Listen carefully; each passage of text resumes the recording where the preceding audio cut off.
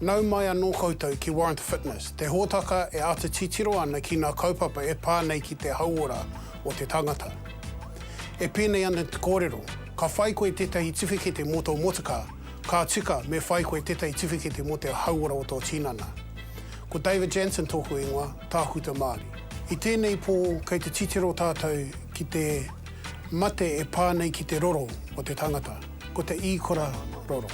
Nō reira, mātakitaki mai. I've got to try and get enough of my memory back so that I can be a valued member of our whānau. Pukerorua whata te maunga, ko te ruapeke te whanga, ko te utuhina te awa, ko Ngāti Whakau e te iwi, ko Ngāti te roro te rangi te hapu, ko Tamate Kapu e te tupuna, ko Rukingi Richards tōku ingoa. All the experts tell me that I will never get back what I've lost. Kua pā ia Rukingi Richards te mate I kura roro. I went to bed on a Wednesday night. When I woke up the next morning, I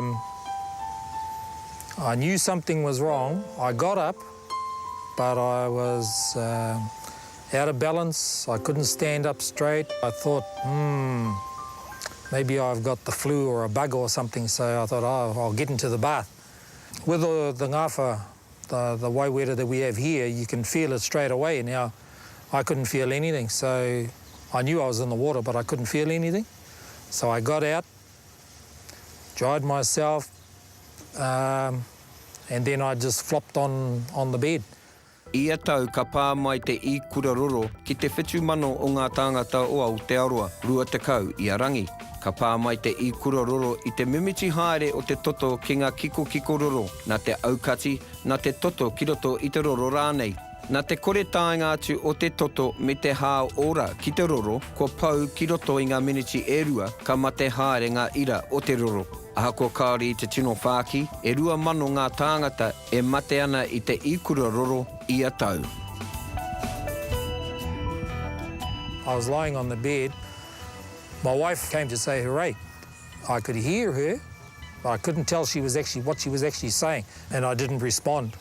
I thought that I was there for about an hour. I was actually there for about 2 hours with me not talking at all. Ka kore pēr koe me ngā tāngata ki tō taha e mōhio nei kua pā ia koe te I kura roro. Ka pōhe tia pēr kua maharahara koe. Ambulance, please. There's something wrong with my father. He can't speak. He's not speaking properly. He's stumbling around. I don't know there's something wrong with him. They said it was really scary when you're talking to somebody and they can't respond. He mate whai tautoko hauora te I kura roro. Me tai wawe atu koe ki te hohi pera ki roto I te haura kotahi. Mehe me ka whakaarotia kua mau ia koe te mate, wai atu ki stroke call. Tahi, tahi, tahi.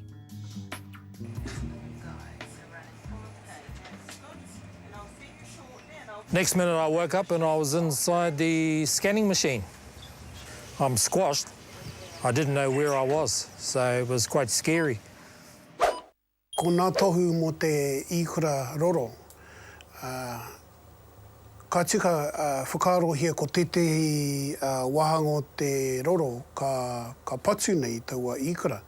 Nō reira, e tehi wā ka pānei ki tētahi ringa, ki tētahi waiwai, ki tētahi taha rānei, ka ngoikore haere, ka kaha kore. Ko ia tētahi tohu, e tehi wā kai te pānei ki tētahi wahanga tō kanohi, ka pōpe, tētahi karu, koe nā tohu e pānei ki te I kura. I knew you didn't know who I was because you were looking at me like I was a doctor or something or a nurse. So it was really horrible to think that you didn't even recognise me, you didn't know who I was, but it... But I knew you looked incredibly like a doctor.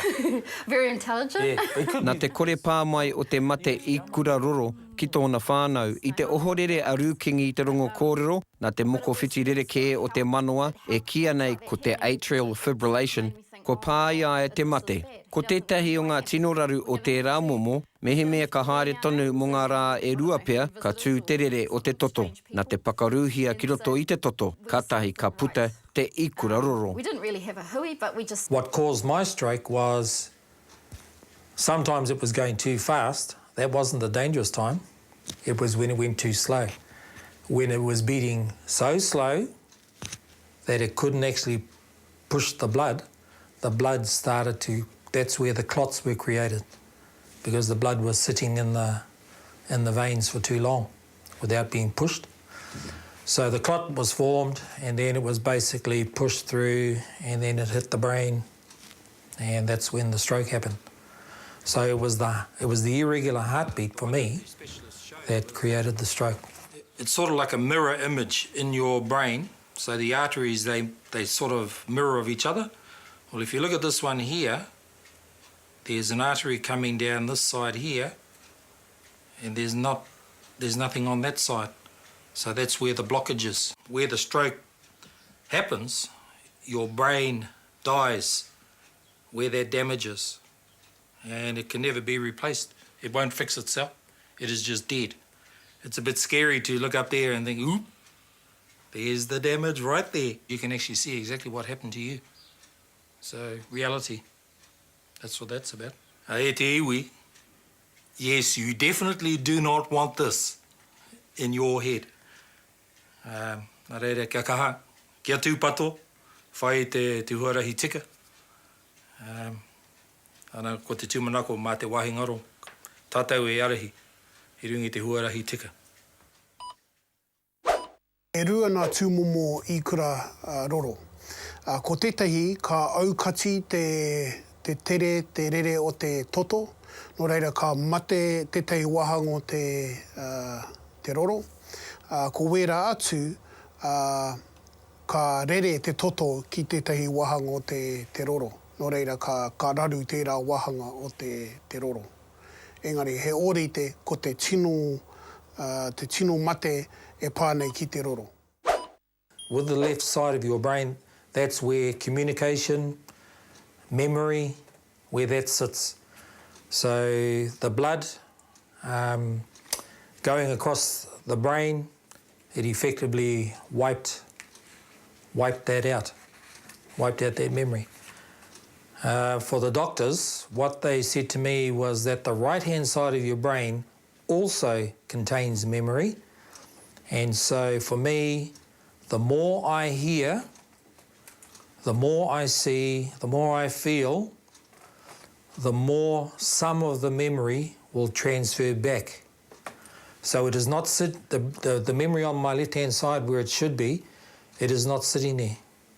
It's actually now sitting on my right-hand side, and what I'm trying to do is claw it back and get it to fill the gap that is over on that side.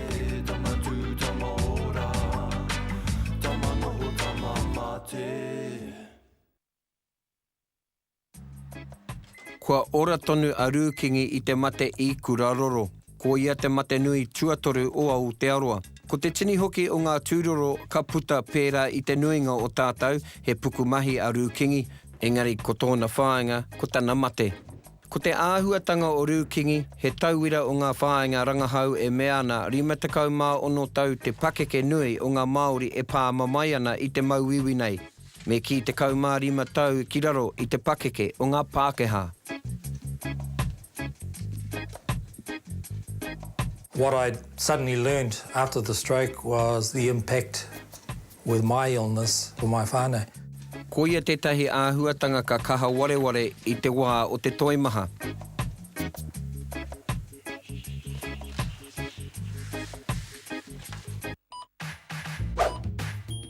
Nā te mate i kuraroro, ka wareware haere a Rukingi no reira kua tīmata te whakapakari a tinana, a hinengaro, tatu atu ki te whai pūtea na tana whānau.